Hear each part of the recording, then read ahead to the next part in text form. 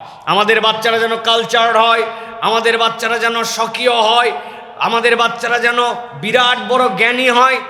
এই জন্য তাদেরকে গান শেখাতে হবে, তবলা শেখাতে হবে, গ্রুপে গ্রুপে ক্লাসের ভিতরে নাচ শেখাতে হবে, কত ধরনের জ্ঞান দেওয়ার চেষ্টা করা হয়। প্রাথমিক বিদ্যালয়ের পাঠ্যক্রমে যুক্ত হচ্ছে সঙ্গীত, নাট্যকলা, নৃত্যকলা এবং চারু ও কারুকলা। ২০২৭ সাল থেকে চতুর্থ শ্রেণীর শিক্ষার্থীদের জন্য শিল্প ও সংস্কৃতি পাঠ্য বই সংযুক্ত হবে।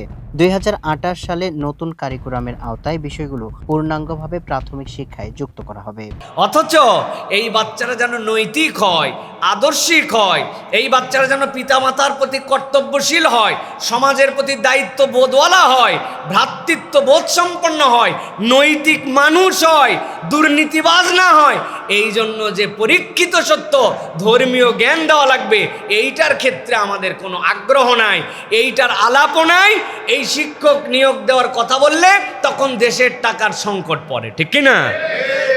আপনার আমার টাকায় সরকারকে আমরা সাপোর্ট দেই, আমরা ওই টাকা দিয়ে আমাদের বাচ্চাদেরকে যা ইচ্ছা তাই শেখানোর জন্য বিভিন্ন ধরনের তারা প্রজেক্ট গ্রহণ করে। এক গভর্নমেন্ট চেষ্টা করে গেছিল, পারে নাই, এখন নতুন করে আবার তাদের মাথার ভূত আরেকজনের মাথার মধ্যে ট্রান্সফার করে দিছে। আমরা আফসোস আর দুঃখের সাথে দেখতে পাই বাংলাদেশে বিভিন্ন সময় বিভিন্ন ধরনের কার্যক্রমের ক্ষেত্রে আমাদের বাচ্চা কাচ্চাদেরকে গিনিপিগ বানানো হয়। এদের কাছে সব থাকলেও এদের কাছে দ্বীনের জ্ঞান নাই, এমনকি সালামটা পর্যন্ত শুদ্ধ করে বলতে পারে না, অথচ পড়ালেখায় বাম্পার আছে কি নাই? বাংলাদেশের যে শিক্ষা ব্যবস্থায় শিশু শ্রেণীতে আমরা জানি ইসলাম শিক্ষা নাম কাওয়াস্তে পড়ানো হয়, তাও পড়ায় কে? গণিতের স্যার পড়ায়, অনেক সময় অমুসলিম টিচার পর্যন্ত ধর্মীয় সাবজেক্ট পড়ায়। আমরা এই দুনিয়াতেই দেখি অনেকে বড় বড় জ্ঞানী, বিরাট বিরাট পণ্ডিত, ডিগ্রিধারী অনেক ব্যক্তিকে আপনি দেখতে পাবেন যে এই ডিগ্রিধারী তারা এমন কথাবার্তা, এমন আচরণ, এমন ধরনের তাদের বক্তব্য যুক্তি উপস্থাপন করেন যেইগুলাতে সাধারণ মানুষ পর্যন্ত অনেক সময় তাদের এই আচার আচরণের কারণে তাদেরকে নিয়ে হাস্যরস করে। এই মানুষগুলোর এই অসারতার অন্যতম কারণ হচ্ছে এদের কাছে সব থাকলেও এদের কাছে দ্বীনের জ্ঞান নাই, এমনকি সালামটা পর্যন্ত শুদ্ধ করে বলতে পারে না, অথচ পড়ালেখায় বাম্পার আছে কি নাই? আল্লাহ রাব্বুল আলামিন এই জন্য বলছেন যে মূল জায়গাটা হচ্ছে মানুষ হিসেবে তুমি যদি নিজেকে আল্লাহ রাব্বুল আলামিনের কাছে গ্রহণযোগ্য করে নিতে চাও, তাহলে জ্ঞানের প্রতি আগ্রহ এবং এই জ্ঞানের প্রতি একটা দায়িত্ববোধ তোমার থাকা লাগবে। এই জন্য প্রিয় ভাইয়েরা, আমরা নিজেরা যেরকম কোরআনের জ্ঞানে জ্ঞানান্বিত হওয়ার চেষ্টা করব, সাথে সাথে আমাদের প্রজন্ম যারা তাদেরকে দ্বীনের জ্ঞান দিয়ে যাওয়ার জন্য চেষ্টা করতে হবে, তাদের হৃদয়ের মধ্যে একটা আলো ঢুকায় দিয়ে যাওয়ার জন্য চেষ্টা করতে হবে। এই আলো তো এমন আলো, যদি সাময়িকভাবে কেউ পথ হারা হয়েও যায়, কিন্তু ছোটবেলার থেকে তার দিলের মধ্যে, তার রুহের মধ্যে, তার অন্তরের মধ্যে যদি কোরআনের বেসিকটা ঢুকায় দেওয়া যায়, আল্লাহ কোনো না কোনো সময় এই আলো দিয়ে তাদেরকে আবার পথ দেখাবেন ইনশাআল্লাহ। এই জন্য প্রিয় ভাইয়েরা, আগামী প্রজন্মের প্রতি আমরা সতর্ক হই। আমরা আফসোস আর দুঃখের সাথে দেখতে পাই বাংলাদেশে বিভিন্ন সময় বিভিন্ন ধরনের কার্যক্রমের ক্ষেত্রে আমাদের বাচ্চা কাচ্চাদেরকে গিনিপিগ বানানো হয়।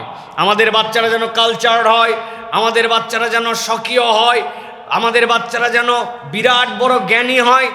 এই জন্য তাদেরকে গান শেখাতে হবে, তবলা শেখাতে হবে, গ্রুপে গ্রুপে ক্লাসের ভিতরে নাচ শেখাতে হবে, কত ধরনের জ্ঞান দেওয়ার চেষ্টা করা হয়। অথচ এই বাচ্চারা যেন নৈতিক হয়, আদর্শিক হয়, এই বাচ্চারা যেন পিতামাতার প্রতি কর্তব্যশীল হয়, সমাজের প্রতি দায়িত্ব বোধওয়ালা হয়, ভ্রাতৃত্ব বোধ সম্পন্ন হয়, নৈতিক মানুষ হয়, দুর্নীতিবাজ না হয়। এই জন্য যে পরীক্ষিত সত্য ধর্মীয় জ্ঞান দেওয়া লাগবে, এইটার ক্ষেত্রে আমাদের কোনো আগ্রহ নাই, এইটার আলাপও নাই। এই শিক্ষক নিয়োগ দেওয়ার কথা বললে তখন দেশের টাকার সংকট পড়ে, ঠিক কিনা? অথচ আপনি অবাক হয়ে যাবেন, আপনার আমার টাকায় যেইগুলো আমরা আমাদের যেই সরকারকে আমরা সাপোর্ট দেই, আমরা ওই টাকা দিয়ে আমাদের বাচ্চাদেরকে যা ইচ্ছা তাই শেখানোর জন্য বিভিন্ন ধরনের তারা প্রজেক্ট গ্রহণ করে। এক গভর্নমেন্ট চেষ্টা করে গেছিল, পারে নাই, এখন নতুন করে আবার তাদের মাথার ভূত আরেকজনের মাথার মধ্যে ট্রান্সফার করে দিছে। এইগুলো আর কিছু নয়, আমরা বুঝি বিভিন্ন ধরনের বিদেশি এজেন্ডা এবং ইসলাম এবং মুসলমানদের যে আদর্শিক আগ্রহ, এই আগ্রহ থেকে বিচ্যুতি ঘটানোর জন্য এক শ্রেণী আমাদের মাথার উপরে কাঁঠাল ভেঙে খেতে চায়, ঠিক কিনা? আমরাও তাদের কাছে বলে দিতে চাই, কোনো দল, কোনো পার্টি, কোনো গোষ্ঠীর কাছে আমরা আমাদের মাথা বিক্রি করে দেই নাই। আপনারা করেই ফেলতে পারেন আপনাদের পাওয়ার দিয়ে, ক্ষমতা দিয়ে, দাপট দিয়ে, কিন্তু আমাদের যতদিন পর্যন্ত সক্ষমতা আছে আমরা এই সকল অনৈতিক বিষয়ের প্রতিবাদ করে যাব। বরং উল্টা আপনাদের কাছে বলতে চাই, আপনারা প্রমাণ করে নেন যারা ধর্মকে লালন করে, ধর্মীয় অনুশাসনকে ফলো করে, আল্লাহ রসুলের প্রতি শ্রদ্ধাশীল হয়, ছোট থেকে যাদের মধ্যে নৈতিক মূল্যবোধ শেখানো হয়, মানুষ বিভিন্ন গ্রেডেই খারাপ থাকে, এর পার্সেন্টেজ হিসাব করে দেখেন ধর্মীয় মূল্যবোধের মানুষেরা এখন পর্যন্ত নৈতিকতায় অনেক আগায় আছে, ঠিক কিনা? দেশে যতগুলা বৃদ্ধাশ্রম আছে, দেশে যতগুলা বাপমা দেখবেন অস্থির আছে, দেশে যতগুলা বৃদ্ধ হয়ে যাওয়ার পরে পিতামাতার সাথে সম্পর্ক ছেদ হয়ে গেছে, আপনি এর রেশিও খুঁজে দেখেন, এর মধ্যে কত পার্সেন্ট হাফেজ, কারি, ইমাম, আলেম, খতিব, মুয়াজ্জিন এরকম সন্তানদের বাপমাকে তাদের অবস্থা যেরকমই হোক আপনি বৃদ্ধাশ্রমে খুঁজে পাবেন না। খারাপ ব্যবহারের হার থাকতে পারে, কিন্তু সেটার পার্সেন্টেজ জেনারেলের থেকে অনেক কম আপনি খুঁজে পাবেন। আপনি কোনো আলেম ওলামার বাপ মাকে এখন পর্যন্ত দেখবেন না যে মরার পরে 7 দিন তার খোঁজ খবর নাই, এরকম খবর আপনি খুব কম খুঁজে পাবেন, ঠিক কি না?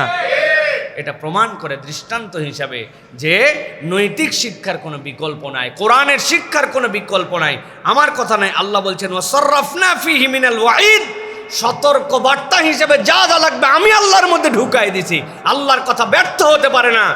ওই মানুষ কতটুকু গ্রহণ করেছে বা না করেছে এটা তার উপরে নির্ভর করবে, কিন্তু কেউ যদি গ্রহণ করে অবশ্যই আল্লাহ রাব্বুল আমিন তার মধ্যে একটা ঈমানি নূর দান করবেন, এটা তাকে গাইড করবে ইনশাআল্লাহ। এই জন্য আমি বলবো প্রিয় ভাইয়েরা, বাংলাদেশের যে শিক্ষা ব্যবস্থায় শিশু শ্রেণীতে আমরা জানি ইসলাম শিক্ষা নাম কাওয়াস্তে পড়ানো হয়, তাও পড়ায় কে? গণিতের স্যার পড়ায়, অনেক সময় অমুসলিম টিচার পর্যন্ত ধর্মীয় সাবজেক্ট পড়ায়। দেশের টাকা কোথার থেকে কোথায় চলে যায়, কিন্তু এরকম প্রত্যেকটা স্কুলে একজন করে আলেম শিক্ষক নিয়োগ দেওয়া দরকার, যারা বাচ্চাদেরকে কোরআন শিখাবে, নৈতিকতা শিখাবে, ধর্মীয় মূল্যবোধ শিখাবে। তিনি তার প্র্যাকটিসিং জীবন দিয়ে তাদেরকে ছোট থেকে গড়ে তোলার জন্য চেষ্টা করবেন। এটা দেশের জন্য অ্যাসেট হবে, এই টাকা ওয়েস্টেজ নয়, বরং আগামীর বাংলাদেশের জন্য এটা সম্পদ হিসাবে বিনির্মাণ হবে, ঠিক কিনা? অনৈতিক মানুষ দিয়ে কি ক্ষতি হতে পারে এটা তো আমরা দেখেছি। সুতরাং আমরা দাবি করব, আমরা পরামর্শ দিব যে দয়া করে হঠকারী সিদ্ধান্ত না নিয়া, যেই সিদ্ধান্তে দেশ যাতে উপকৃত হয় এরকম সিদ্ধান্ত আমাদেরকে নিতে হবে। আল্লাহ যেন বোঝার তৌফিক দান করেন। তাহলে 1 নম্বর জ্ঞান অর্জনের প্রতি আগ্রহ এবং দায়িত্ববোধ। দ্বিতীয়ত আমরা যদি দেখি রাসূলুল্লাহ সাল্লাল্লাহু আলাইহি সাল্লাম বলছেন মান সালাকা তারিকান, যেই ব্যক্তি এরকম একটা পথকে বেছে নিল যেখানে সে জ্ঞান অর্জন করবে, আল্লাহ বলছেন সে আসলে জ্ঞান অর্জনের পথ বেছে নেয় নাই। নবী আপনি বলে দেন সে যেন তার জান্নাতে যাওয়ার রাস্তাকে সহজ বানায় নিল। সুবহানাল্লাহ। তাহলে এটা হচ্ছে জ্ঞান অর্জনের জন্য বিরাট উপকারিতা। সাহাবায়ে কেরাম বলতেন নবী আকরাম সাল্লাল্লাহু আলাইহি ওয়াসাল্লাম আল্লাহর কাছে দোয়া করেছেন, আল্লাহুম্মা আনফা'নি বিমা আল্লামতানি ওয়া আল্লিমনি মা ইয়ানফাউনি ওয়া জিদনি ইলমা।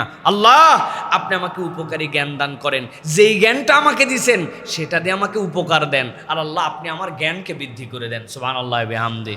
সুতরাং রাসূলুল্লাহ সাল্লাল্লাহু আলাইহি ওয়াসাল্লাম জ্ঞানের গুরুত্ব দিয়েছেন। বদরের যুদ্ধের কথা কে না জানে, যারা ইসলামকে মিটিয়ে দিতে এসেছিল, সিদ্ধান্ত হলো এরপরে যে এই বন্দীদেরকে আমরা হত্যা করব না। এটা মশওয়ারার ভিত্তিতে হওয়ার কারণে আল্লাহ রাব্বুল আমিন মাফ করে দিলেন। মূলত আল্লাহরও সিদ্ধান্ত ছিল এই ঝামেলা মুক্ত করে দাও, কিন্তু রাসূলুল্লাহ সাল্লাল্লাহু আলাইহি ওয়াসাল্লাম দয়াদ্রতার কারণে পরামর্শ করে বলেন কি কি পদ্ধতিতে এদের মুক্তিপণ দেওয়া হবে। এর মধ্যে একটা পদ্ধতি ছিল যে এরা যদি মদিনার 10 জন নিরক্ষরকে সাক্ষরতা জ্ঞান দিয়ে দিতে পারে, পড়ালেখা শেখাই দিতে পারে, এর বিনিময়েও যারা মুহাম্মদ সাল্লাল্লাহু আলাইহি ওয়াসাল্লামকে হত্যা করতে আসছিল তাদেরকে মুক্ত করে দেওয়া হবে। সুবহানাল্লাহ। আপনি ইলমের ক্ষেত্রে, জ্ঞানের ক্ষেত্রে এর থেকে বেশি আগ্রহী আর কোনো মানব এই পৃথিবী সৃষ্টি হওয়ার পর আর পাবেন না, যেটা মুহাম্মদুর রাসূলুল্লাহ সাল্লাল্লাহু আলাইহি ওয়াসাল্লাম আপনার আমার জন্য নজির দেখাই দিয়ে গেছেন। জ্ঞান শেখানোর জন্য আল্লাহ রাসূল সাল্লাল্লাহু আলাইহি সাল্লাম মানুষকে প্রেরণ করতেন। মুসআব ইবনে উমাইর নবী করিম সাল্লাল্লাহু আলাইহি সাল্লাম আসার আগে মদিনায় আসছিলেন, ঝাঁকে ঝাঁকে মানুষের মধ্যে দ্বীন দান করে দিয়েছিলেন। আল্লাহ রাসূল সাল্লাল্লাহু আলাইহি ওয়াসাল্লাম জ্ঞানের দূতকে প্রেরণ করতেন। সুতরাং মানুষ যদি মানুষ হিসেবে টিকে থাকতে চায়, তার মধ্যে জ্ঞানের আগ্রহ, চর্চা, দায়িত্ববোধ এটার সাথে একটা সম্পৃক্ত থাকতে হবে। আপনাকে যে কোনোভাবে আপনার সাথে সম্পৃক্ত থাকবেন, আল্লাহ রাব্বুল আমিন আপনার মানবতাকে বিকাশ করে দিবেন। এটা তাহলে 1 নম্বর গুণাগুণ প্রিয় ভাইয়েরা। 2 নম্বরে, কোনো মানুষ যদি নিজেকে মানুষ হিসেবে টিকায় রাখতে চায়, আল্লাহ এবং আল্লাহ রসুলের পক্ষ থেকে ওই মানুষের দ্বিতীয় গুণাগুণ হচ্ছে দয়া এবং সহমর্মিতা। যেই ব্যক্তির ভিতরে দয়া থাকবে না, যেই ব্যক্তির ভিতরে সহমর্মিতা থাকবে না, ওই ব্যক্তির মধ্যে মূলত মনুষ্যত্ব থাকবে না। আল্লাহ রাব্বুল আলামিন সূরা আম্বিয়ার মধ্যে 105 নম্বর আয়াত থেকে বলতে শুরু করেছেন।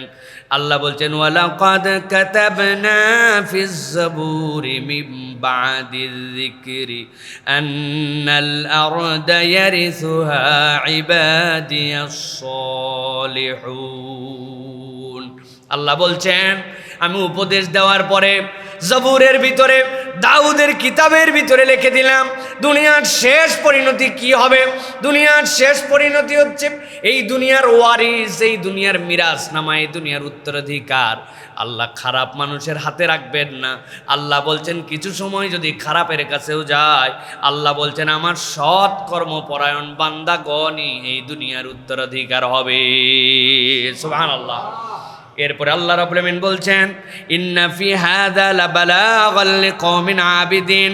আল্লাহ বলছেন এই যে তোমাদের জন্য কথাটা বললাম, এর মধ্যে পর্যাপ্ত পরিমাণে বিষয়বস্তু আছে ইবাদতকারী সম্প্রদায়ের জন্য। মুফাসসিররা ব্যাখ্যা করছেন আল্লাহ রাব্বুল আমিন কেন এই কথা বললেন।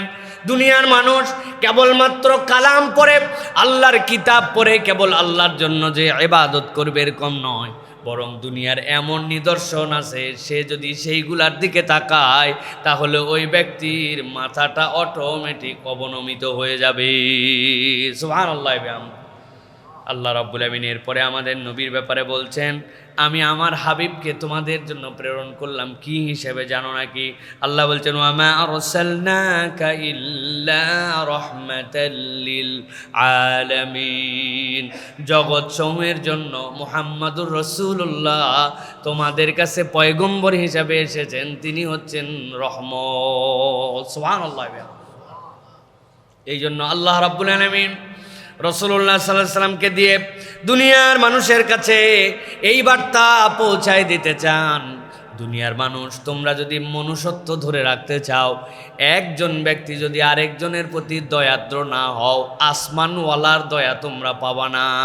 এই জন্য মানুষের বেসিক মনুষ্যত্ব হচ্ছে সে দয়াদ্র হবে, মানুষের প্রতি সে দয়াশীল আচরণ করবে। মানুষ হিসাবে আমাদেরকে যদি টিকে থাকতে হয় তাহলে দয়াদ্রতা আমাদের ভূষণ হবে। আমার মনটা সফট, আমি আল্লাহ রাব্বুল আলামিনের দিকে তাকায়া আমার হালটা, আমার তবিয়তটা, আমার ফিতরাতটা দয়ার সাথে সম্পৃক্ত করেছি। এটাই হচ্ছে মানবতা, এটাই হচ্ছে মনুষ্যত্ব। এর বাহিরে যদি মানুষ যায় তাহলে মানুষ হিসেবে সে দেখা যাবে, কিন্তু আসলে প্রকৃতার্থে সে মানুষ হতে পারবে না। পুরা পৃথিবীর দিকে যদি আমরা তাকাই তাহলে দেখব আমরা এখন ক্রুয়েলিটি, এইটা হচ্ছে দুনিয়ার তবিয়ত হয়ে গেছে। মানুষের প্রতি মানুষের দয়া, সহমর্মিতা, ভালোবাসা, এইগুলোর থেকে আমরা বেরিয়ে গেছি। আমরা অনেক সময় মনে করি যে এটা ধারণ করতেছি, কিন্তু আল্লাহ রাসূল সাল্লাল্লাহু আলাইহি ওয়াসাল্লাম কতগুলো প্র্যাকটিক্যাল কাজ আমাদের জন্য দিয়ে গিয়েছিলেন, সেইগুলো আমরা করি কিনা একটু বিচার বিশ্লেষণ করতে হবে। দয়ার প্যাটার্ন আল্লাহ নবী সাল্লাল্লাহু আলাইহি ওয়াসাল্লাম আপনার আমার জন্য বলে গেছেন। আপনি কি অসুস্থ রোগী দেখতে যান? অসুস্থের প্রতি আপনার কোনো টান আছে কিনা? নাকি আপনি শুধু বলেন আমি খুব কাইন্ড হার্ট ম্যান, খুবই দয়াদ্র আমি মানুষ, কিন্তু অসুস্থ রোগী আপনি দেখতে যান না। সেটা আপনার নিকটাত্মীয় হোক আর দূর আত্মীয় হোক, আপনার খুব পরিচিত হোক আর অপরিচিত হোক, আপনি যদি এটা না করেন তাহলে আপনি ফেক মুখে মুখে কেবল বলেন, আপনি তাহলে দয়াদ্র হতে পারেন না। 2 নম্বরে, আপনি কি অপরের আরোগ্য কামনা করেন কিনা? যে মানুষের জন্য আরোগ্য কামনা করা, খালি আমার শরীর ভালো থাক, আমার বাচ্চা সুস্থ থাক, নাকি আমাদেরটা সুস্থ থাক, এই কামনা আপনার দিল থেকে আসে কিনা। 3 নম্বরে, আপনি কি মানুষের হেদায়েতের জন্য আপনার কোনো পরিশ্রম আছে কিনা। এটা অনেক বড় দয়ার বিষয়। রাসূল সাল্লাল্লাহু আলাইহি ওয়াসাল্লাম এক ইহুদিকে দেখতে গেছেন, যাওয়ার পরে তার খোঁজ খবর নিয়ে আল্লাহর কাছে দোয়া করছেন যে আল্লাহ, এই ইহুদিকে তুমি হেদায়েত দিয়ে দাও। তাকেও বলছেন, তুমি যদি হেদায়েতের উপর মৃত্যুবরণ করতে পারো, তোমার পরকাল সাকসেস। আল্লাহর নবীর এই দয়াদ্রতা, এই ইহুদিকে দেখতে যাওয়া, এই ভালোবাসার কারণে ওই ইহুদি ঈমান গ্রহণ করে ঈমানের উপর মৃত্যুবরণ করছে। সুবহানাল্লাহ। তা আমার দিলের মধ্যে এই টান আছে কিনা যে কোন মানুষটা গাফেল হয়ে গেছে, কোন মানুষটা আল্লাহর দিন থেকে সরে গেছে, তার জন্য আমার প্রচেষ্টা কি। আমার এইগুলা দেখার সময় নেই ভাই, দূরু ভাই, নিজে বাঁচলে বাপের নাম, এই প্রক্রিয়ার মধ্যে আমি আছি। আর আমি বলতেছি আমি খুব কাইন্ড ম্যান, আমি খুবই দয়াদ্র, নরম দিলের, রহম দিলের মানুষ। আপনি প্রমাণ দিতে পারেন নাই প্রিয় ভাইয়েরা।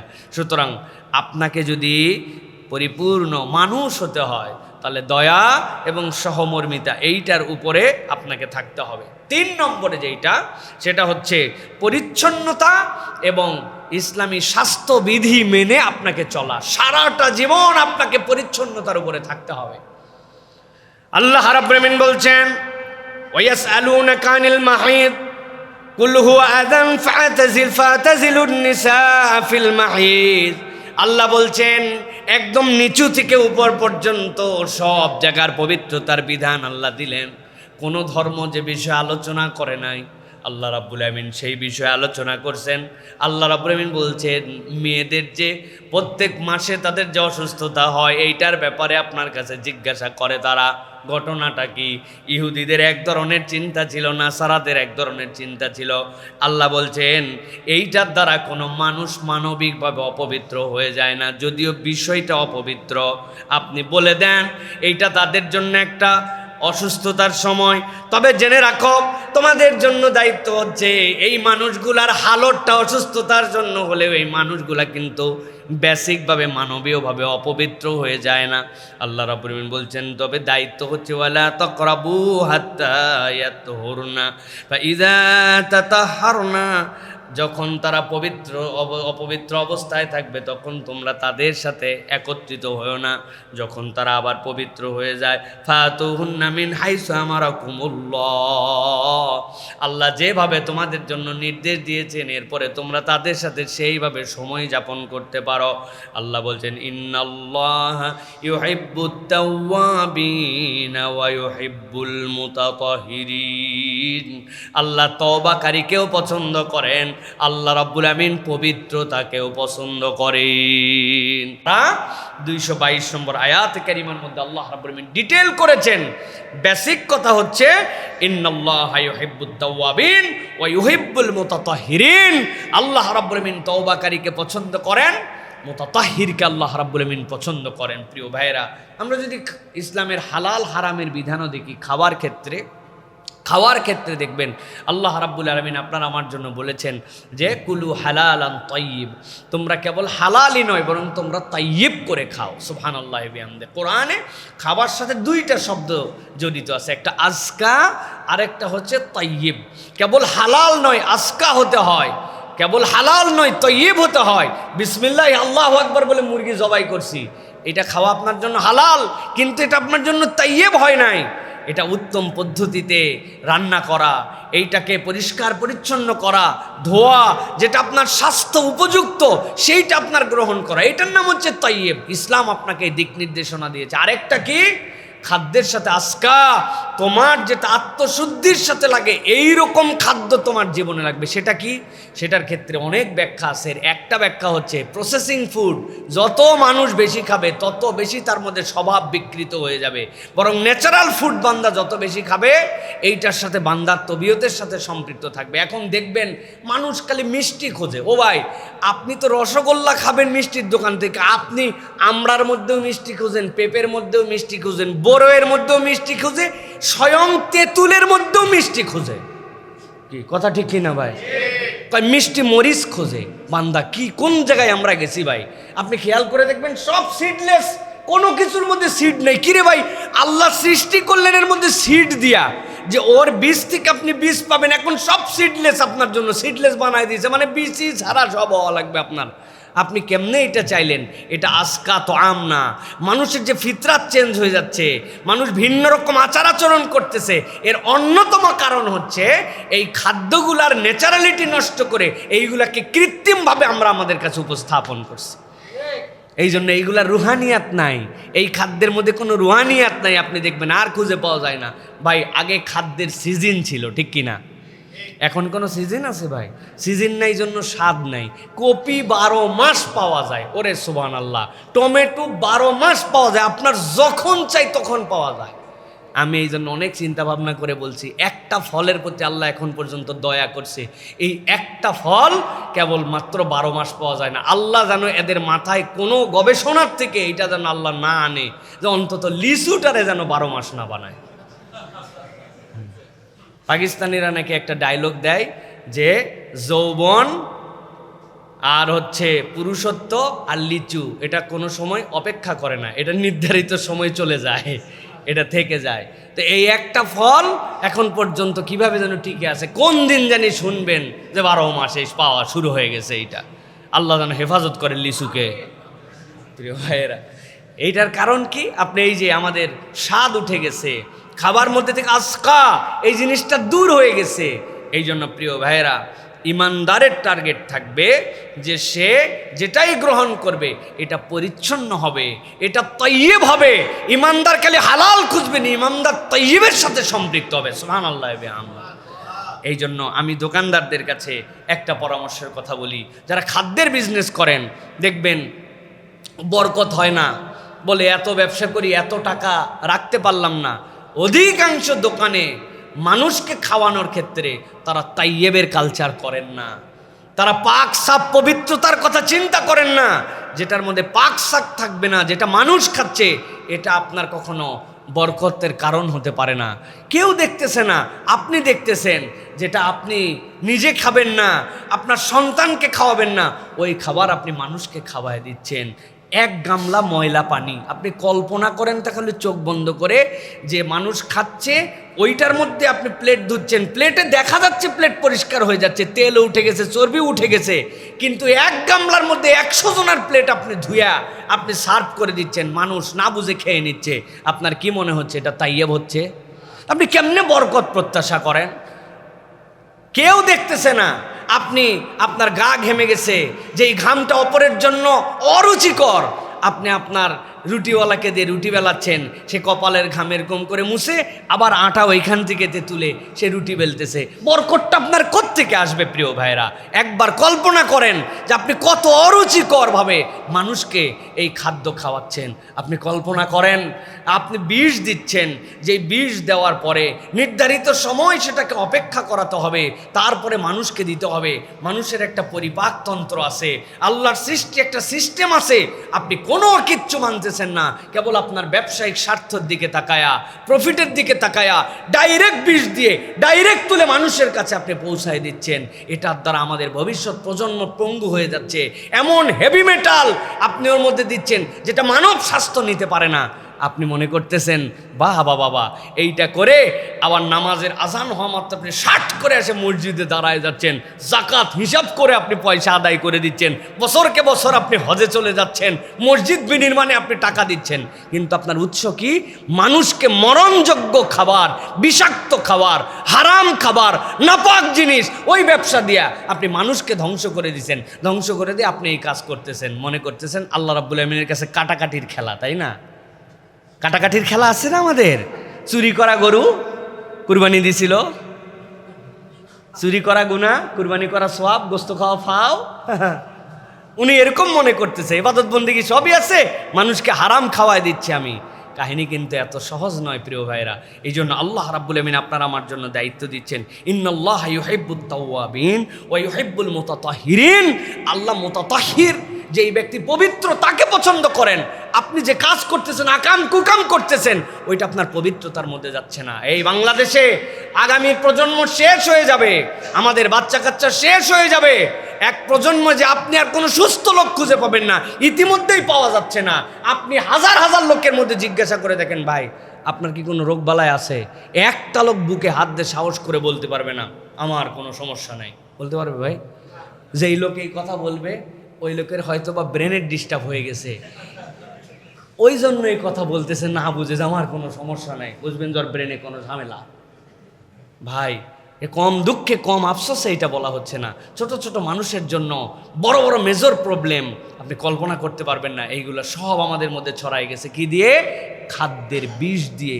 খাদ্যের বিষ দিয়ে আমাদের প্রজন্ম ধ্বংস হয়ে যাচ্ছে। আল্লাহ আমাদেরকে বোঝার তৌফিক দান করুক। আন্দাজি শুধু ঠিক বলেন না, ঢাকা শহরে যত জিনিসের মধ্যে হেভি মেটাল পাওয়া গেছে, সবচেয়ে সাংঘাতিক খারাপ বিষাক্ততা, সবচেয়ে বেশি পরীক্ষার মধ্যে যেটা পাওয়া গেছে সেটার নাম আপনারা জানেন না। বলেন তো কি নাম? বলেন কি? প্রিজারভেটিভ। আন্দাজি পান। পান চেনেন? এর থেকে বেশি বিষাক্ত মেটাল কোনো কিছুর মধ্যে পাওয়া যায় না। ডাইরেক্ট সকাল 7টার সময় স্প্রে করার পরে 8টা থেকে উঠাতে শুরু করে, 11টার মধ্যে প্যাকেট করে এরপরে পাঠায় দেয়। এই পান আপনি আমি নিয়ে আসার পরে দোকানদার ধোয় কি না ধোয়, আর ধুলেই কি বাড়ায় কি না, আমি ডাইরেক্ট মুখ দিয়ে চিবাইয়া আমার জারক রস হিসাবে আমার জিহ্বা দিয়া, আমার এই গাল দিয়ে গ্রন্থি দিয়ে আমরা গ্রহণ করতেছি। এত ডেঞ্জারাস জিনিস এইগুলোর মধ্যে ঢুকাই দেওয়া হয়েছে। একদম লেট নাইটে স্প্রে করে তারপরে তরমুজ আপনার কাছে পাঠায় দেওয়া হয়।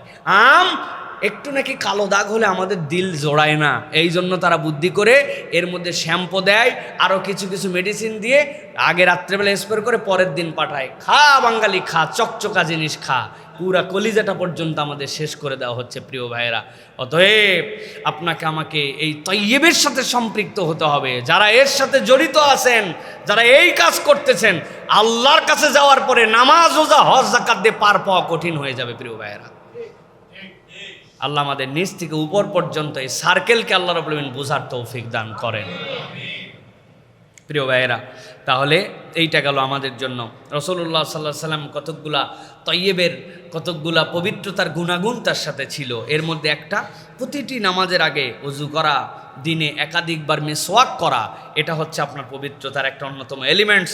ঘুম থেকে উঠে হাত ধোয়া, খাবারের আগে হাত ধোয়া, খাবারের পরে হাত ধোয়া রাসূলুল্লাহ সাল্লাল্লাহু আলাইহি ওয়াসাল্লামের আমল ছিল। ঘুম থেকে উঠে প্রথম নবী আকরাম সাল্লাল্লাহু আলাইহি ওয়াসাল্লাম 2টা হাত ধুয়ে ফেলতেন, পোশাক পরিচ্ছদ, চুল দাড়ি পরিষ্কার রাখতেন, সুগন্ধি ব্যবহার করতেন। এক সাহাবী এলোমেলো উস্কো খুস্কো চুল নিয়ে ঘুরে বেড়াচ্ছিলেন। নবীজি ডেকে বললেন, তোমার কপালে কি একটা চিরুনি জোটে না যে তুমি এরকম করে এলোমেলো করে ঘুরে বেড়াও? এটা কেমন তোমার আচরণ? রাসূল আরবি সাল্লাল্লাহু আলাইহি ওয়াসাল্লাম আভ্যন্তরীণ এবং বাহ্যিক উভয় পবিত্রতার ক্ষেত্রে রাসূলুল্লাহ সাল্লাল্লাহু আলাইহি ওয়াসাল্লাম আপনার আমার জন্য অনুপম আদর্শ ছিলেন। এটা গেল 3 নম্বর, দীর্ঘ হয়ে যাচ্ছে। 4 নম্বরে, প্রত্যেক মানুষের মধ্যে একটা মানবিক চেতনা লাগবে যে জীবন রক্ষার যে একটা মহত্ব আছে, এইটা আপনার দিল থেকে আপনাকে অনুভব করতে হবে যে জীবন রক্ষার একটা মহত্ব, যে যেখানে জীবনের প্রশ্ন সেখানে আমি একজন মানুষ হিসাবে অ্যাক্টিভ।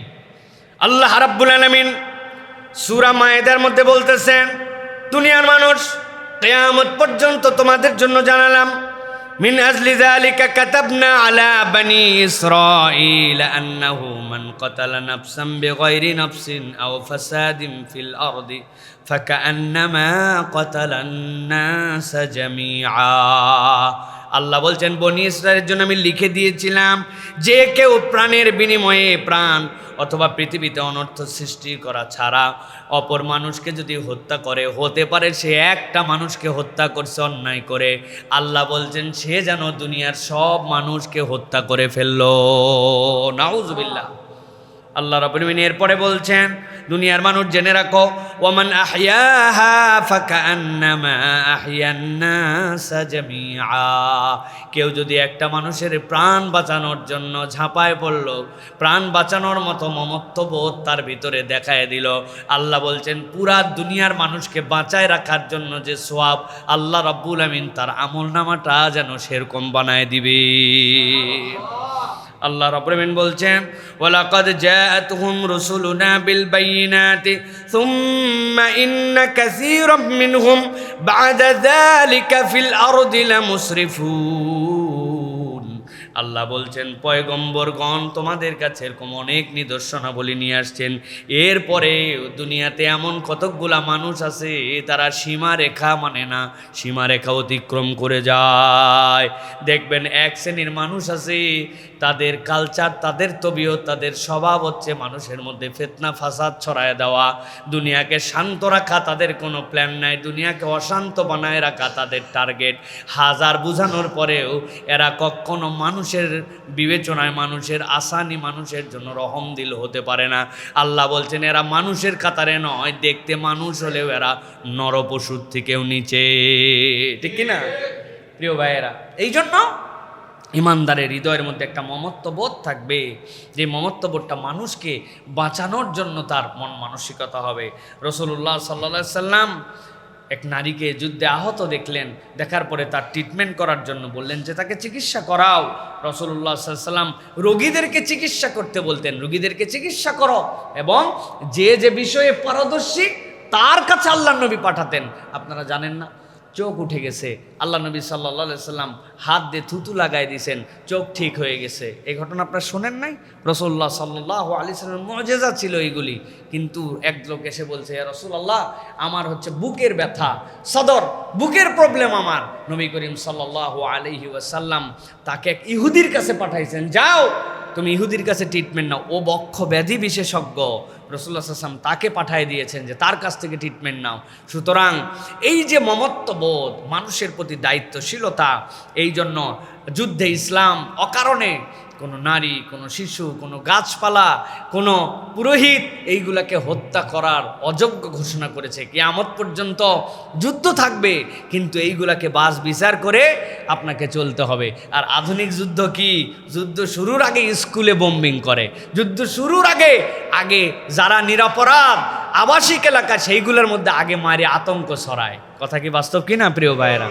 তাহলে ইসলাম আপনাকে বলছে আপনি মানুষ হতে পারবেন না জীবন রক্ষার মহত্ব যদি আপনার মধ্যে না থাকে। এইটা আমাদের মধ্যে রাখতে হবে প্রিয় ভাইরা। প্রত্যেকের দিলের মধ্যে অকারণে একটি প্রাণকে আমি ঝরাই দেব বিনা কারণে, এটা আপনার মধ্যে থাকবে না। এরপরে 5 নম্বরে যেটা আমাদের লাগবে সেটা হচ্ছে ধৈর্য এবং আত্মসংবর, প্যাশেন্ট যেটা বলে, যে আমাদের ধৈর্য এবং আত্মসংযম আমাদের জন্য লাগবে। ধৈর্য না থাকলে তার কাছে আসলে কিছুই নাই। আল্লাহ কোরআনুল কারীমের সূরা নাহালের মধ্যে সুস্পষ্ট দিক নির্দেশনা দিয়েছেন। 127 নম্বর আয়াতের মধ্যে আল্লাহ রাব্বুল আলামিন বলেছেন, ওয়াসবির ওয়ামা সাবরুকা ইল্লা বিল্লাহ ওয়ালা তাহজান আলাইহিম ওয়ালা তাকু ফি যায়কিম মিম্মা ইয়ামকুরুন। আল্লাহ রাব্বুল আলামিন বলছেন যে তোমাদের জন্য আল্লাহ রাব্বুল আলামিন দায়িত্ব দিলেন, ওয়াসবির, ও আমার হাবিব আপনি সবর করেন। আল্লাহ রাব্বুল আলামিন ব্যতীত নয়, আল্লাহ রাব্বুল আলামিন ব্যতীত আপনার এই ধৈর্যের রিওয়ার্ড কেউ দিবেন। আপনি দুঃখ করবেন না তাদের জন্য যারা চক্রান্ত করে। এই চক্রান্তকারীদের জন্য আপনি মন খারাপ করার কোনো কারণ নাই, বরং আপনি সবর করেন, আল্লাহ এর উত্তম বিনিময় আপনাকে দান করবেন। সুবহানাল্লাহ বিহাম। এই জন্য প্রিয় ভাইয়েরা, অনেক সময় আমরা অধৈর্য হয়ে যাই। এই সবরের ক্ষেত্রে আগেও আপনাদেরকে বলেছি, সবরের 2টা লেয়ার আছে। একটা হচ্ছে সবরুল উলিয়া, একটা সবরে সুগরা। সবরে সুগরা কি?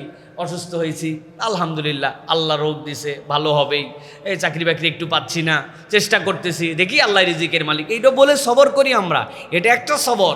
কিন্তু সবরে আর একটা টপ লেয়ার আছে, আল্লাহর হুদুদের উপরে আপনি এটা অতিক্রম করে কখনো যান না। হাজার কঠিন পরিবেশ পরিস্থিতি তৈরি হয়েছে, একটু মিথ্যা বললেই সিস্টেম হয়ে যেত, কিন্তু আপনি চিন্তা করছেন না, না আল্লাহ তো এটা বলতে বলেন নাই, অতএব আমি সবর করে গেলাম যে আমি এই জায়গায় মিথ্যার সাথে সম্পৃক্ত হলাম না, হারামের সাথে সম্পৃক্ত হলাম না। আল্লাহর হুদুদকে আপনি সর্বোচ্চ লেভেলে আপনি মেনে নিছেন।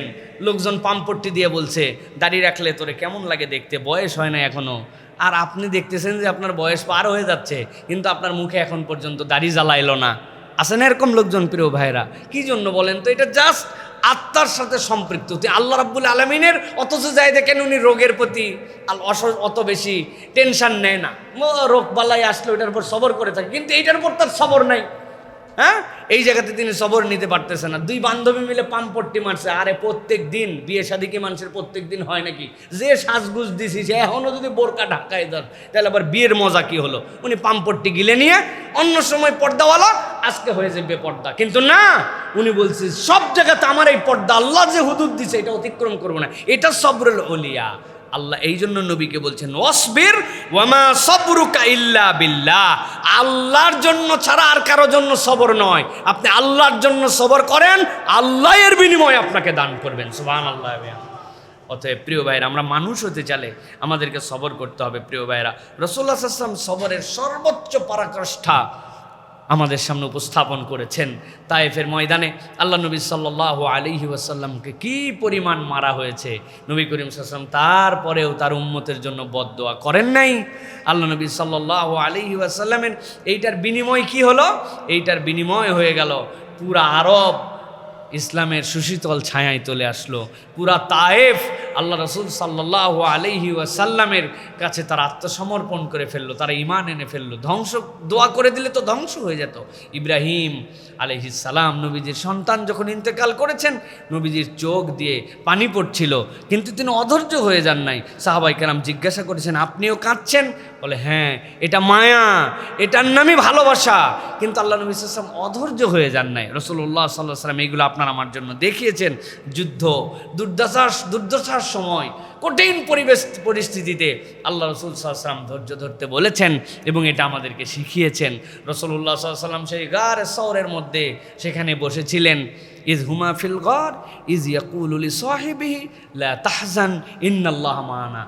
আবু বকর বলছেন, ইয়া রাসূলুল্লাহ, শুধু একবার মাথা নিচু করলে আমি দেখে ফেলতে পারতাম যে এরা কারা কারা, সবাইকে চিনি, আমাদেরকে এই ধরেই ফেলছে ইয়া রাসূলুল্লাহ।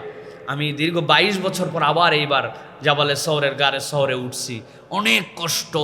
তারপরে মনে করলাম আরেকবার জীবনে বয়স হয়ে যাচ্ছে, আর উঠতে পারি কিনা ভবিষ্যতে। এই যে লাস্ট এইবার জাবালে সওরে আবার উঠছি, সুবহানাল্লাহি বিহামদি, মনে হয় আর দম চলবে না, এখনই শেষ হয়ে যাবে। আল্লাহ নবী সাল্লাল্লাহু আলাইহি ওয়াসাল্লাম সেই গুহার মধ্যে উঠলেন। গুহাটা ওই রকম অবিকৃতভাবে এখনও আছে। তার ভিতরে ঢুকলাম, ঢুকে বের হলাম, ফিলটা অন্যরকম হয়। উপর থেকে উটের উপরে থাকলে দেখা যাবে না ভিতরে কে আছে, কিন্তু নিচে তাকালেই চিনে ফেলা যাবে যে কে আছে। আবু বকর রাদিয়াল্লাহু তো ভয় খাইছেন, আল্লাহ কোরআন অবতীর্ণ করছেন, ভয় করো না, তুমি তো একাই নও, আমরা দুইজনও নয়, এখানে আল্লাহ রাব্বুল আলামিন আছেন। সুবহানাল্লাহ। যে আল্লাহ জাবালে সওরের গারে সওরের মধ্যে ছিলেন, ওই আল্লাহ আপনার আমার জন্য আছেন। অথবা আল্লাহর উপর তাওয়াক্কুল করে আমাদেরকে সবসময় সবরের উপরে চলার জন্য চেষ্টা করতে হবে। 6 নম্বরে যেটা বলবো প্রিয় ভাইয়েরা, মানুষ হিসেবে যদি আমরা টিকে থাকতে চাই তাহলে সময়ের মূল্যায়ন করতে হবে। মানুষই কেবলমাত্র সময়ের মূল্যায়ন করতে পারে, আর কোনো প্রাণী জগতের মধ্যে অন্য কারো সময়ের মূল্যায়নের প্রয়োজনীয়তা তাদের নাই, যদিও তারা সময়ের মূল্যায়ন করে। প্রত্যেকটা পাখি সকালবেলা কিচিরমিচির করে ডাকতে ডাকতে খালি পেটে বেরিয়ে যায়, সন্ধ্যাবেলা এসে তারা ঘুমিয়ে পড়ে। তাদের নিয়ম এইটা।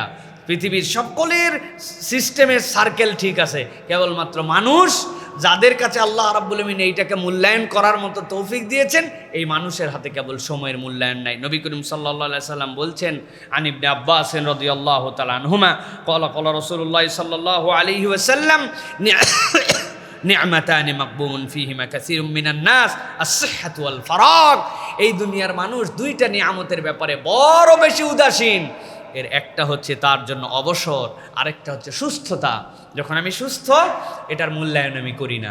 যখন আমার অবসর আছে, এটার মূল্যায়ন আমি করি না। তখন এইটাকে আমরা অন্যরকমভাবে ব্যবহার করি। অতএব প্রিয় ভাইয়েরা, আমরা আমাদের জীবনের সময়গুলোকে মূল্যায়ন করার জন্য চেষ্টা করি। প্রিয় ভাইয়েরা, মানুষ হতে পারবো না তাছাড়া আমরা। আর যাই হই, আমাদের যে মানবিক শান্তি, দেখবেন আমাদের শান্তি উঠে গেছে কেন? টাইম ম্যানেজমেন্ট না থাকার কারণে আমাদের জীবন থেকে দেখবেন শান্তি নাই, আমাদের জীবনে টাইম বরকত নাই। আমরা বলি না, ওরে আল্লাহ, সপ্তাহ শুরু হতে হতে শেষ হয়ে গেল, বলি না? আমরা এরকম কথা বলি কি না? আপনারা বলেন, আরে দিন শুরু হতে হতে না শেষ হয়ে গেল। কাদের দিন শুরু হতে হতে না শেষ হয়ে যায়? যাদের দিন শুরু হয় সকাল 10টায়, এদের দিন শুরু হতে হতে না শেষ হয়ে যায়। আর ওই ফজরের আউয়াল ওয়াক্তে যখন উঠা হয়, ওঠার পরে 10টা বাজতে বাজতে 2বার খাওয়া লাগে, এমন খিদা লাগে। আপনি কোথার থেকে আসেন? আপনি দিন শুরু আর শেষ সকাল ফজরের আজানের আগের থেকে আউয়াল ওয়াক্তে যদি ফজরের আজান হয়, মক্কা শরীফে আমরা 4টা 13-তে আমরা মক্কায় সালাত আদায় করতাম। 4টা 13-য় ফজর, 4:13 পরে উঠে গল্প গুজব করে, এরপরে তাওয়াফ করে, এরপরে সকালের নাস্তা করে, এরপরে ঘরে আসে 6টা বাজে না, এক চক্কর শেষ। আপনি বলছেন দিন শেষ হয় না, দিন তো 7টা পর্যন্ত, এরপরে 3 ঘন্টা ঘুমানোর পরে 9টার থেকে উঠে তারপরে আবার 12টা পর্যন্ত আরেক দিন, জোহরের পরে আরেক দিন, আসর যদি আউয়াল ওয়াক্তে খালি হয়ে যায় মাগরিব পর্যন্ত আপনার আরেক দিন, দিনই শেষ হয় না। আর আপনি কখন দিন শুরু হলো কখন, শেষ হলো কখন? আপনি ঘুমান রাত 3টার সময়, উঠেন সকাল 10টায়, আপনার ফজর কখন আর আপনার আসর কখন? প্রিয় ভাইয়েরা, এই জন্য প্রিয় ভাইয়েরা, দিন, এই যে নামাজ, দাওয়া, সমাজসেবা, এইগুলো আপনার একটা সার্কেলের মধ্যে থাকতে হবে, টাইম ম্যানেজমেন্টের মধ্যে থাকতে হবে। দিনের ওজিফাগুলো যদি আপনার না থাকে, দিনের বরকত কোত্থেকে আসবে? ফজরের নামাজ পড়লাম, শাট করে উঠে দৌড় দিয়ে বেরোয় গেলাম, ফজরের ওজিফাই আপনি আদায় করলেন না।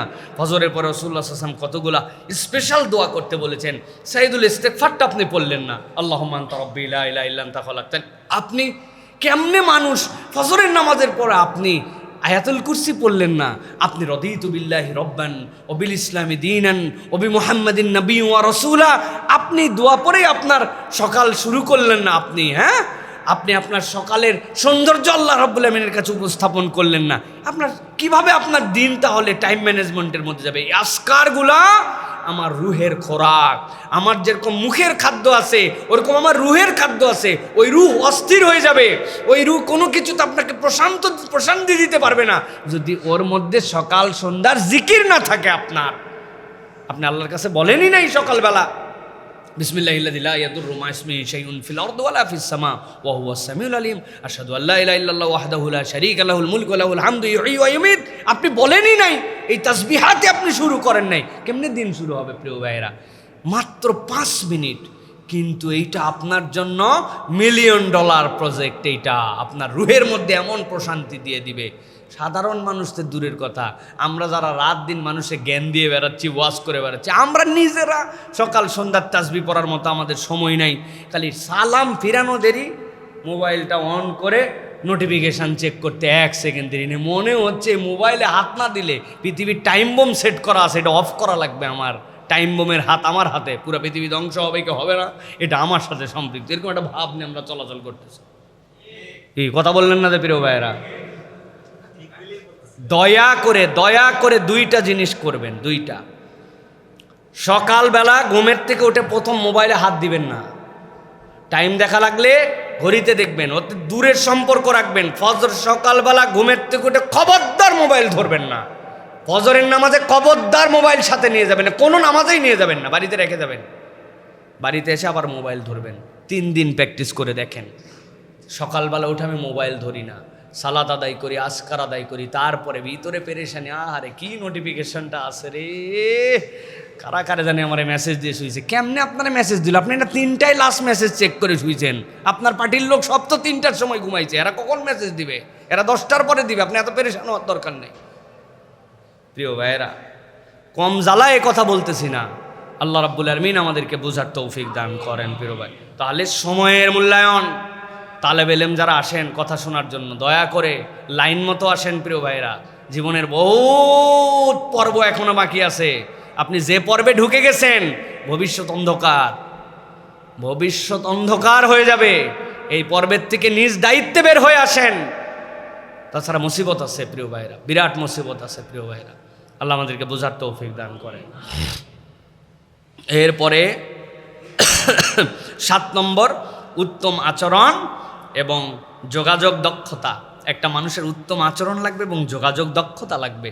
এটা হচ্ছে মানুষ হিসেবে মানুষকে নিজেকে উপস্থাপন করার জন্য আল্লাহ রাব্বুল আমিন আপনার আমার জন্য নিয়ামত দান করেছেন। আল্লাহ রাসূলুল্লাহ সাল্লাল্লাহু আলাইহি ওয়াসাল্লামের ব্যাপারে কি বলেছেন? ওয়া ইন্নাকা লাআলা খুলুকিন আযীম।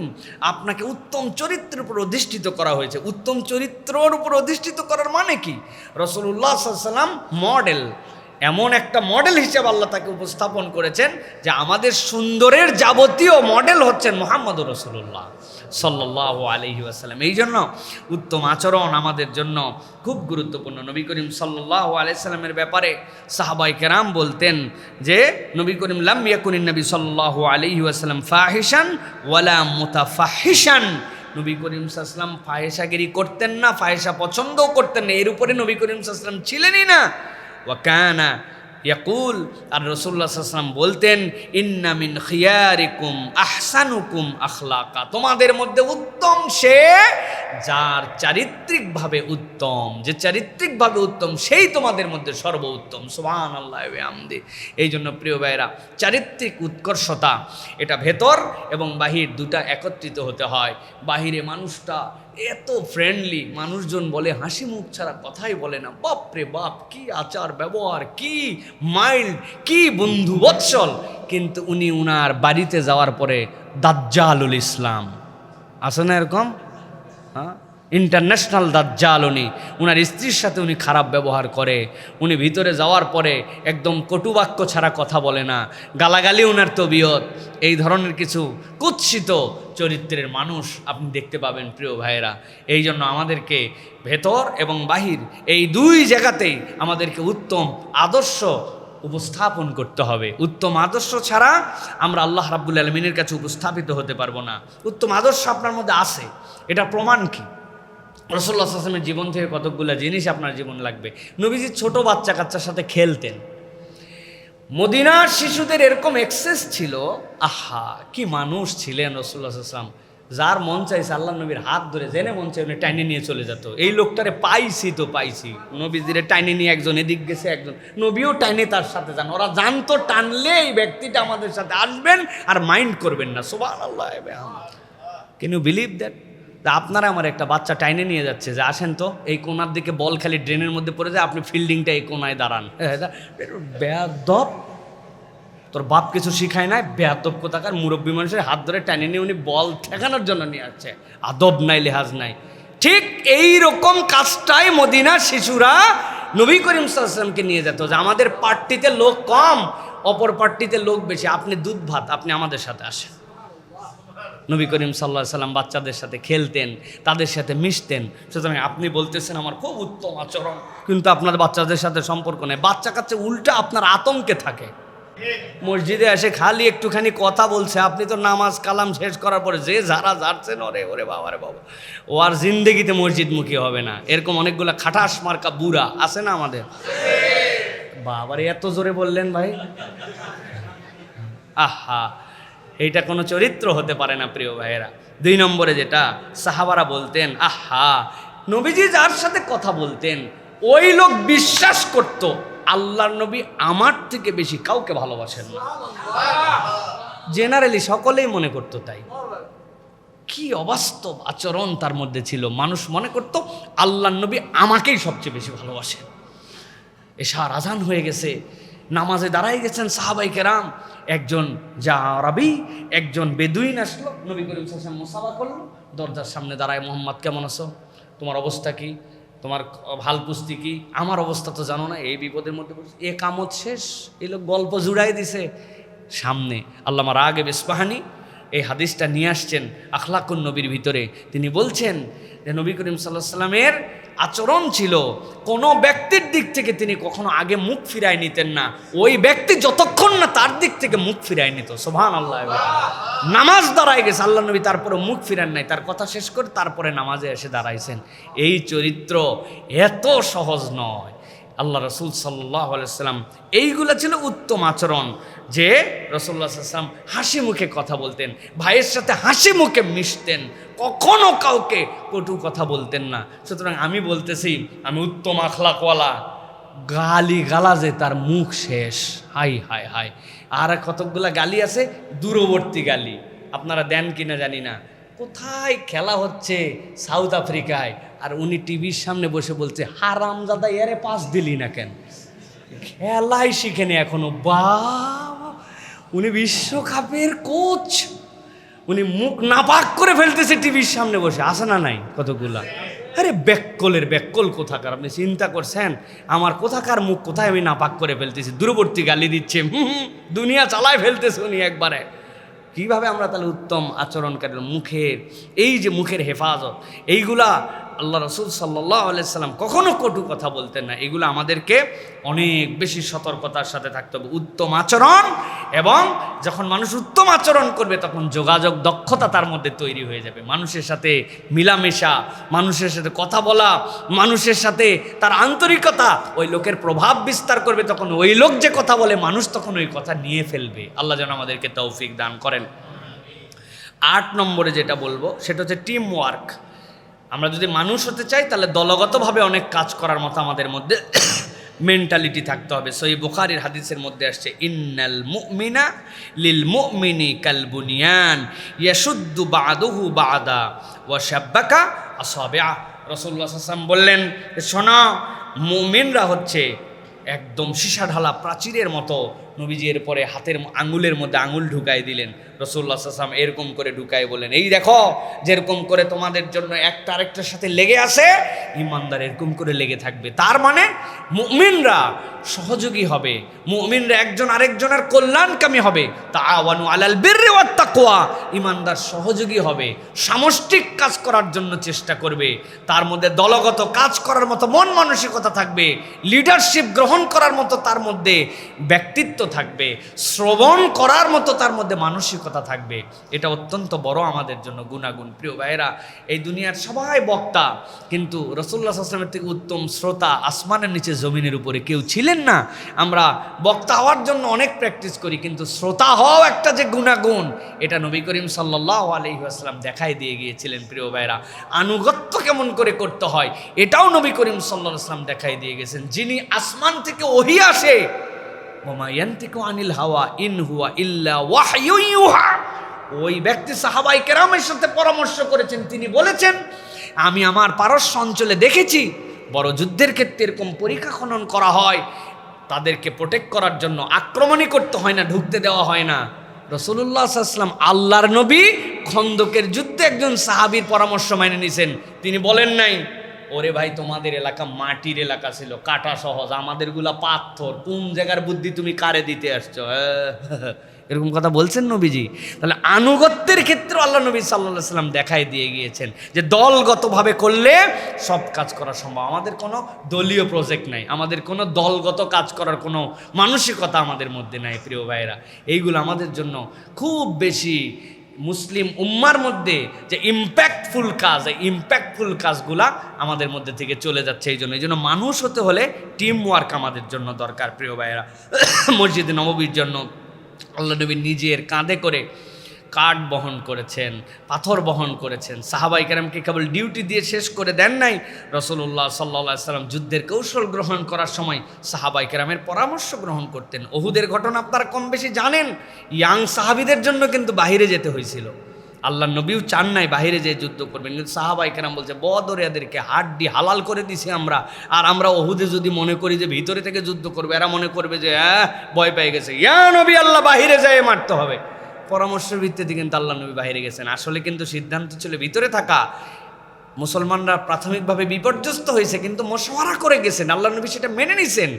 এই যে আমাদের মেন্টালিটি, এটা বিরাট বড় শিক্ষা আমাদেরকে দেয়। মুসলমানদের পিছিয়ে পড়ার অন্যতম কারণ টিম ওয়ার্ক নাই। এই টিম ওয়ার্ক আমাদের জন্য দরকার। প্রিয় ভাইরা, 9 নম্বর যেটা বলবো সেটা হচ্ছে আমাদের জন্য আমানতদারিতা, ইন্টিগ্রিটি আমাদের জন্য, যে আমানতদারিতা, ট্রাস্ট, এইটা আমাদের জন্য খুব বেশি দরকার।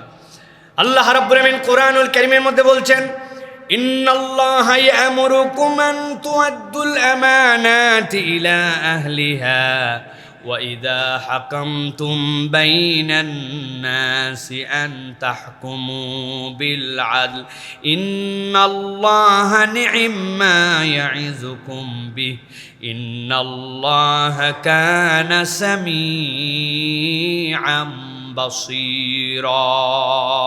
আল্লাহ রাব্বুল আমিন বলছেন, আমি তোমাদের জন্য নির্দেশ দিচ্ছি, তোমরা যেন প্রাপ্য আমানত যেইগুলা প্রাপকের কাছে তোমরা পৌঁছায় দিবা। আমার হাবিব সাল্লাল্লাহু আলাইহি সাল্লাম দুনিয়ার সবচেয়ে বড় আমানতদারিতার নজির স্থাপন করেছেন। আল্লাহ নবী আমানতদার, এইটা সস্তা কোনো ডায়লগ কেবল ছিল না।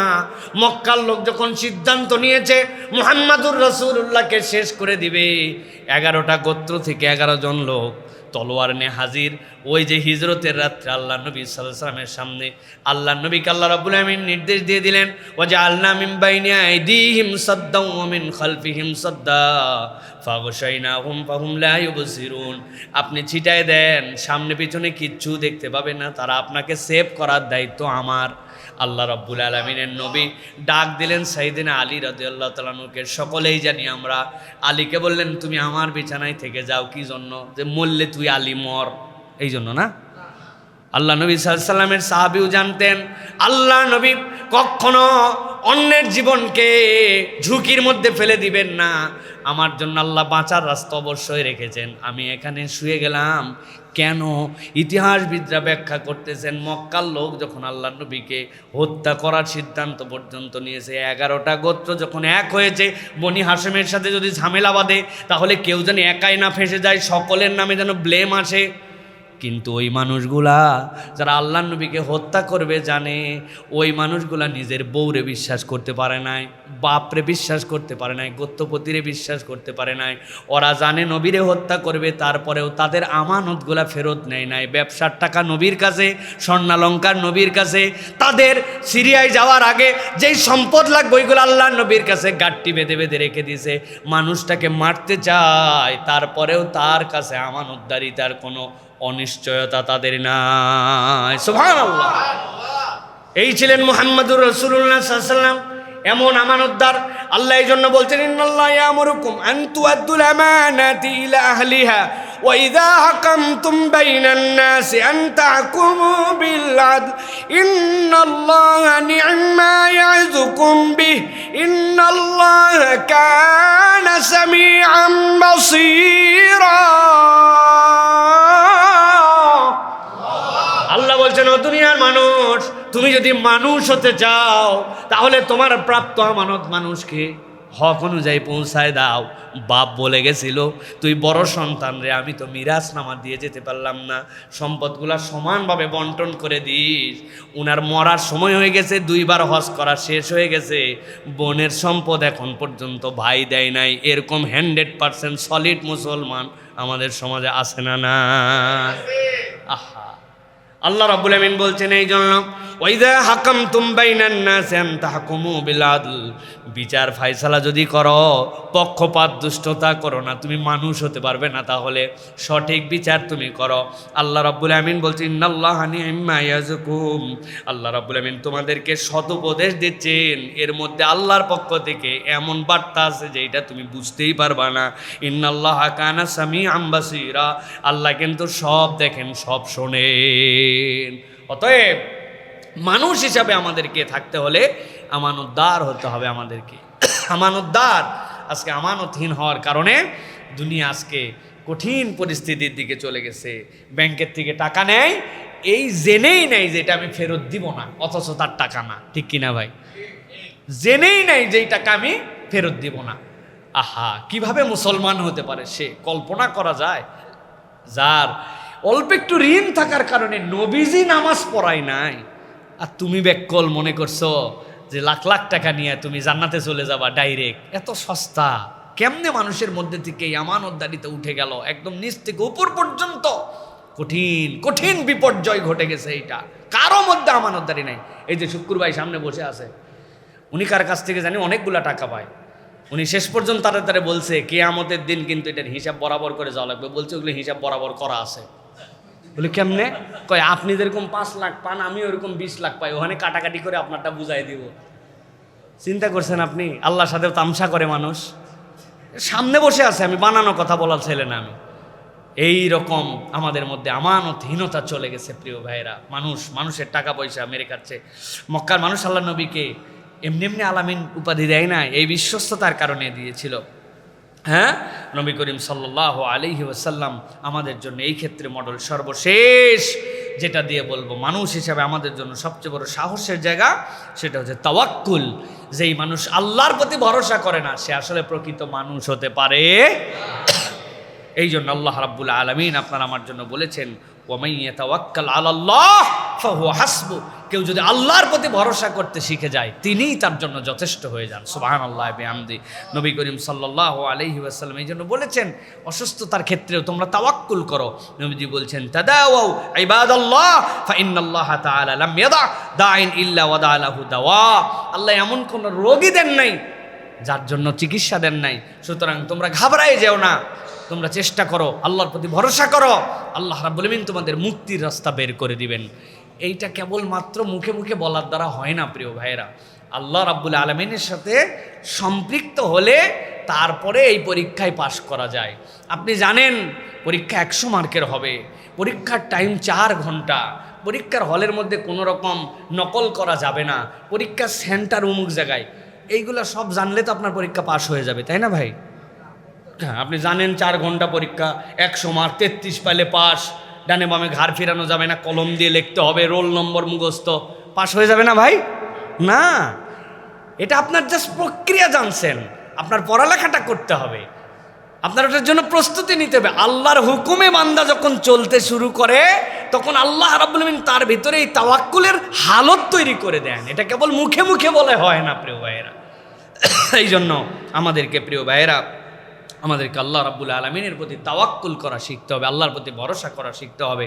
আল্লাহ যেন আমাদেরকে এই গুণাগুণগুলোর উপরে দায়েম এবং কায়েম রাখার তৌফিক দান করেন। 1 নম্বর বলেছি জ্ঞান অর্জনের প্রতি আগ্রহ এবং দায়িত্ববোধ, 2 নম্বর দয়া এবং সহমর্মিতা, 3 নম্বর পরিচ্ছন্নতা এবং স্বাস্থ্যবিধি মেনে চলা, 4 নম্বর জীবন রক্ষার মহত্বের কথা বলেছি, 5 নম্বর ধৈর্য এবং আত্মসংযম, 6 নম্বর সময়ের মূল্যায়ন, 7 নম্বর উত্তম আচরণ এবং যোগাযোগ দক্ষতা, 8 নম্বরে দলগত কাজ, 9 নম্বরে আমানতদারিতা, আর 10 নম্বরে বলেছি আল্লাহর প্রতি ভরসা। এইটা যদি মানুষ তার জীবনে কালচারের মধ্যে নিয়ে আসতে পারে তাহলে সে প্রকৃতার্থে আল্লাহর কাছে মানুষ হিসেবে উপস্থাপন করতে পারবে নিজেকে ইনশাআল্লাহ। যেন আমাদেরকে তৌফিক দান করেন। আল্লাহ রাব্বুল আমিন যেন আমাদেরকে উত্তম গুণাগুণওয়ালা মানুষ হিসেবে কবুল করেন।